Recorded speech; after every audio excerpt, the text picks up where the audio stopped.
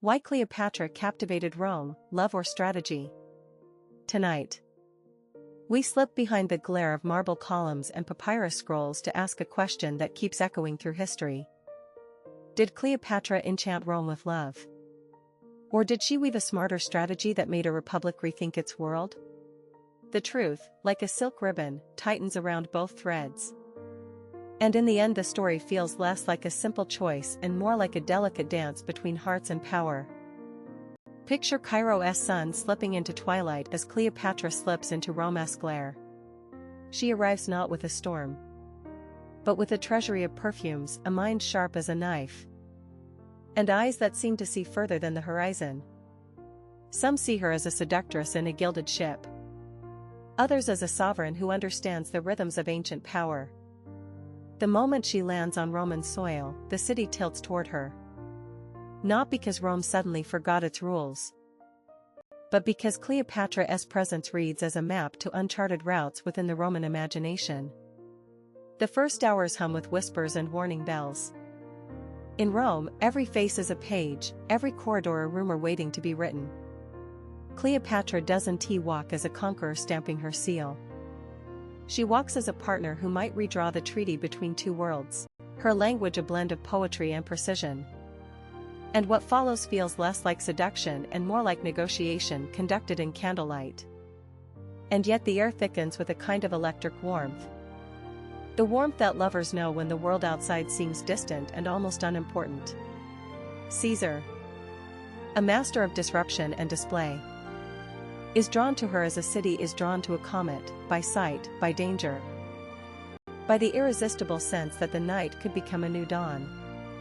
Cleopatra does not flatter him with declarations so much as she invests him with a vision of Egypt's grain, Rome's debt, and a future in which both empires could breathe easier if they learned to see each other as co-authors rather than rivals.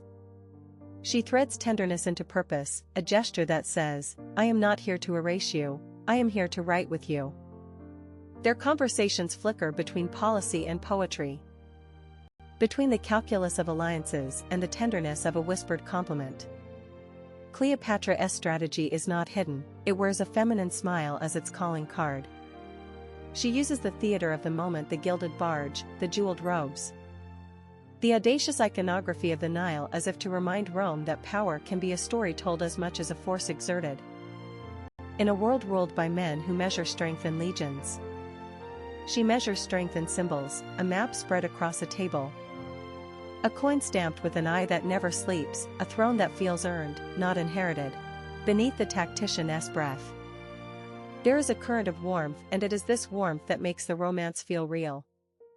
Cleopatra doesn't merely intend to win Caesar's alliance. She wants to be seen as an equal, a partner who could shape Rome's future while protecting her own people's sovereignty.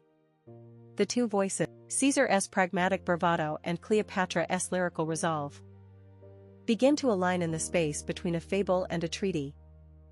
The romance is not a sideshow, it is the architecture of an enduring partnership. But love, as the old stories remind us, is never simple. Antony enters the scene as a thunderhead, a man who has loved and lost, and who sees in Cleopatra not a distraction but a lighthouse. For him, she is both muse and mentor. A woman who shows him that wealth and power can be tempered by loyalty and tenderness. Their bond is forged not from one moment of passion but from a long, patient recital of shared risks, the sands of the Nile, the echo of soldiers' steps, the quiet courage to stand for a common dream when the night grows perilous. When the two lovers join forces in the wake of Caesar's ascent to a new throne for themselves, the Roman world feels a tremor that is almost musical. Cleopatra's intelligence becomes a language Rome begins to translate slowly. A language written in both flirtation and arcane strategy. She does not abandon her own sovereignty for a Roman crown. She reframes the crown as a shared symbol, a beacon that invites both empires to imagine a future where Egypt and Rome hold hands rather than pry apart. And in this shared vision, romance becomes the bridge, not merely the ornament, of power. Still, the question lingers. Was Cleopatra's charm a weapon used to bend the will of Rome? Or a genuine river that nourished two destinies?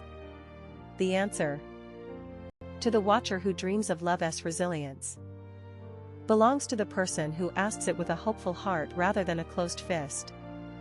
Cleopatra's beauty is undeniable, but so is her patience.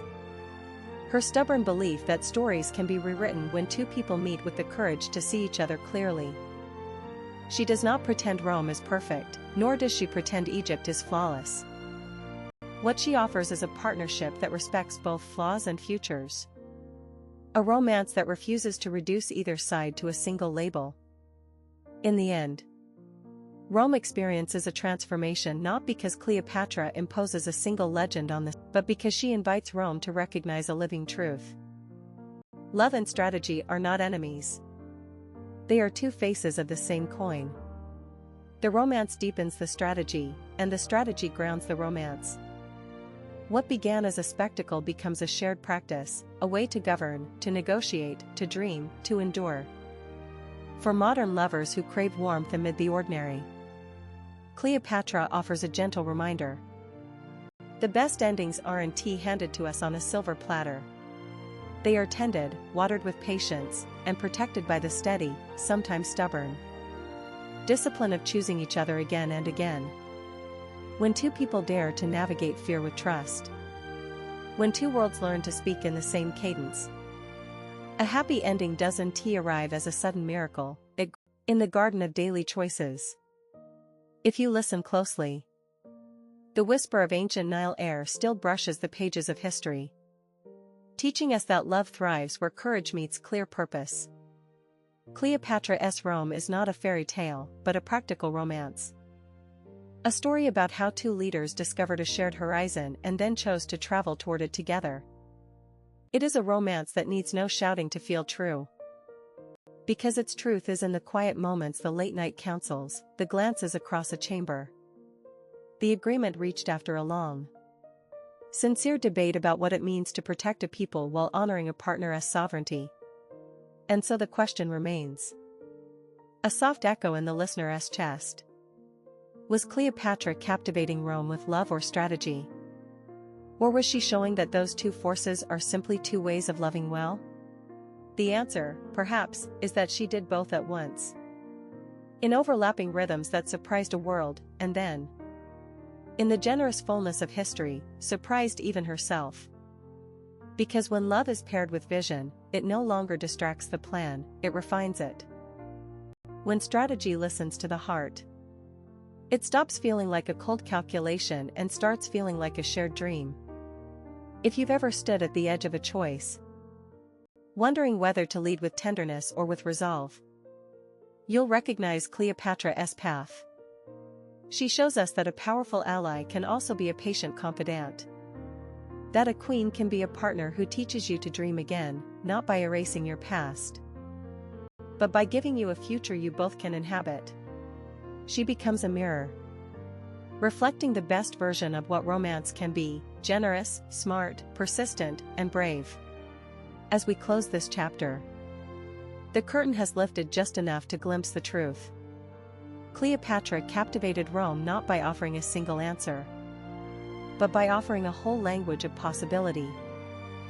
And in that language, love and strategy are not rivals but co-authors of a lasting, luminous story. If romance is a journey, then Cleopatra's legions marched ahead not just to conquer lands, but to win a quieter victory, the victory of two futures learned. So let this be your gentle takeaway tonight. In the theater of life, love may be the spark, but perseverance is the fuel. When you hold on to hope and keep choosing kindness, you may discover that your own Rome is not a city distant and cold, but a place you and your partner build together, one deliberate step at a time. If Cleopatra can blend daring and devotion into a single story, so too can you. So, as the scrolls close and the markets wake, remember Cleopatra's choice, to merge voices, not crush them. Her Rome wasn't only a conquest. It was a classroom where two civilizations learned to trust a future they could share, step by step, heart by